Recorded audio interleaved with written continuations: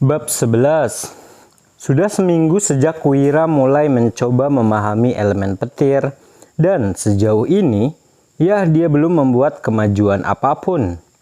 Namun, dia tidak merasa putus asa. Setiap hari, dia berusaha lebih keras dari hari sebelumnya. Dia sangat ingin memahaminya.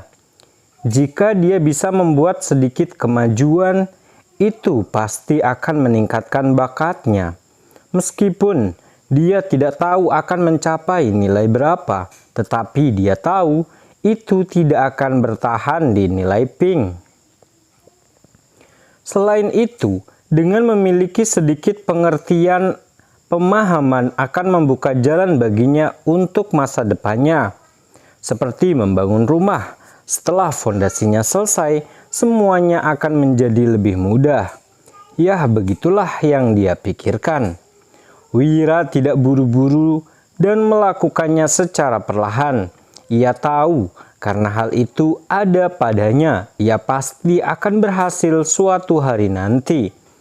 Karena dia tidak membuat kemajuan apapun, lalu dia memutuskan untuk keluar dan berlatih karena sudah cukup lama dia tidak melakukannya. Keesokan harinya, Wira bersiap dan pergi ke hutan untuk berlatih seperti biasanya. Siang hari saat dia masih berlatih, tiba-tiba hujan turun. Wira pun segera pergi ke sebuah gua yang dekat dengan tempat ia biasa berlatih. Suatu hari ketika hujan hampir turun, ia tidak bisa pulang. Jadi dia mencari tempat untuk menunggu hujan reda. Hujan deras pun segera turun. Julger, julger, julger. Suara guntur langsung bergema di langit. Duar! Wira tiba-tiba tidak bisa mendengar apapun. Telinganya terus berdenging. Ia segera berlari keluar gua dan berdiri di luar di tengah hujan. Ketika ia melihat ke arah kiri, dia melihat sebagian tanah hangus menghitam. Itu tersambar petir. Itulah yang terlintas dalam pikirannya saat dia melihatnya. Duar! Wira sekali lagi mendengar suara guntur dan mendongak. Dia lalu melihat kilat menyambar di langit seperti sedang menari. Menabrak. Petir menyambar tempat yang jauh dari Wira, tetapi dia melihat semuanya dengan jelas. Wira berdiri diam, tidak bergerak bahkan setelah 10 menit. Ia seperti sedang kesurupan ketika ia melihat pertunjukan petir dan bagaimana petir itu menyambar. Ia tiba-tiba mendapatkan pencerahan.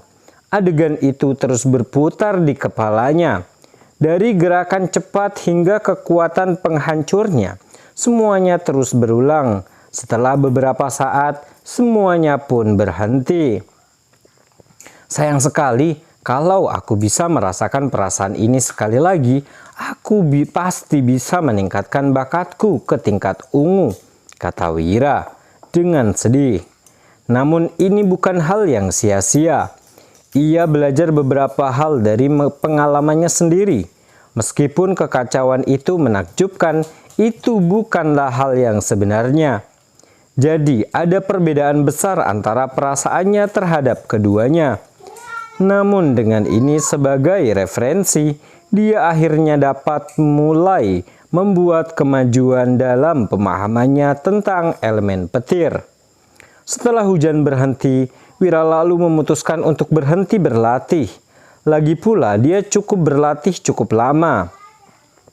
Dia juga ingin melihat apakah kemajuan kecilnya ini akan membawa perubahan pada bakatnya. Dalam perjalanan kembali ke kota, ia melihat gerbang itu penuh sesak. Ia dengan penasaran berjalan ke sana untuk melihat apa yang sedang terjadi. Sesampainya di sana, ia tidak dapat melihat apapun karena kerumunan orang terlalu banyak. Selamat siang Tuan, bisakah Anda memberitahu saya apa yang terjadi? Tanya Wira kepada seorang pria di lokasi kejadian. Pria itu lalu menatap Wira sebelum mengalihkan pandangannya, bahkan tidak repot-repot menjawabnya. Pria itu tidak mengenal Wira, tetapi dia juga tidak peduli. Ah suwe, Wira mengumpat dengan marah sebelum berjalan mencari orang lain untuk memberitahunya apa yang sedang terjadi. Setelah bertanya-tanya, dia mengetahui bahwa Jonas kembali dari akademi. Ini adalah pertama kalinya dia kembali ke kota itu sejak bergabung dengan Akademi Cahaya Bintang. Wira masih punya kesan tentang Jonas. Maksudku, siapa yang tidak punya kesan tentang seseorang dengan bakat ungu? Wira teringat ekspresi iri yang ia berikan kepada Jonas saat melihat semua akademi berebut dengannya. Dia juga mengetahui bahwa Jonas akan tinggal sampai ujian. Mengapa dia datang saat ini? Tidak bisakah dia datang setelah ujian? Wira tiba-tiba merasa tertekan. Jika sebelumnya, bahkan jika dia memiliki bakat jingga, dia tidak akan peduli karena dia dapat meningkatkan seiring waktu. Namun sekarang Jonas telah datang, satu-satunya orang yang pernah memiliki bakat ungu dalam sejarah kota. Singkatnya, Martha, ibunya Wira, bukanlah warga asli kota ini. Jonas saat ini menguasai semua yang ada di kota kecil ini. Bahkan di kota besar pun, dia tetaplah seseorang yang berwibawa tinggi. Tidak ada yang suka berada di bawah bayang-bayang orang lain. Kalau saja Jonas tidak muncul, Wira pasti sudah puas dengan bakat oranye. Tetapi sekarang dia menginginkan lebih. Dia harus meningkatkan bakatnya ke tingkat ungu apapun yang terjadi. Wira pulang dengan keyakinan baru, dengan api di hatinya berkobar dengan hebat. Ia segera ingin melihat sejauh mana pemahamannya itu membawanya. Setelah sampai di rumah, ia langsung menuju kamarnya dan duduk dalam posisi meditasi. Setelah menenangkan jantungnya yang berdebar kencang penuh harap, ia pun memasuki ruang sapu jagat. Dia pergi untuk memeriksa apakah kultivasinya membaik. Setelah meletakkan tangannya di atas batu, ia menunggu batu itu melakukan apa yang biasa dilakukannya, yaitu energi itu mengitari tubuhnya sebelum kembali ke batu itu. Ketika Wira melihat hasilnya, wajahnya pun berubah. Dia masih memiliki bakat sekelas Pink. Meskipun dia datang dengan harapan, dia juga tahu itu tidak akan semudah itu setelah mencoba memahaminya begitu lama. Satu momen pencerahan tidak akan berhasil. Ya, kecuali dia tinggal di negara bagian itu untuk waktu yang lama. Sementara hal ini terjadi pada Wira di rumah, kota itu ramai dengan diskusi. Dan nama yang paling banyak disebut adalah Jonas. Jonas bukanlah satu-satunya nama yang disebut.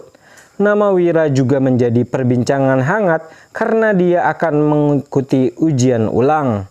Dengan kedatangan Jonas, semua orang teringat bahwa mereka berdua mengikuti ujian di hari yang sama. Yang satu diperebutkan oleh akademi dan yang lainnya kemungkinan besar tidak ingat bagaimana dia meninggalkan arena. Jonas mendengar kabar bahwa Wira akan mengikuti ujian ulang. Dia ingat dengan jelas sosok kesepian yang berdiri di peron dengan tercengang. Menarik, awalnya Jonas tidak ada rencana untuk mengikuti ujian meskipun dia ada di sekitar. Dia memiliki hal-hal yang lebih baik untuk dilakukan. Jika bukan karena ingin bertemu orang tuanya, dia tidak akan datang ke kota kelas bawah ini. Dia juga menikmati perasaan dikagumi oleh orang-orang di sini dan diidolakan oleh anak-anak.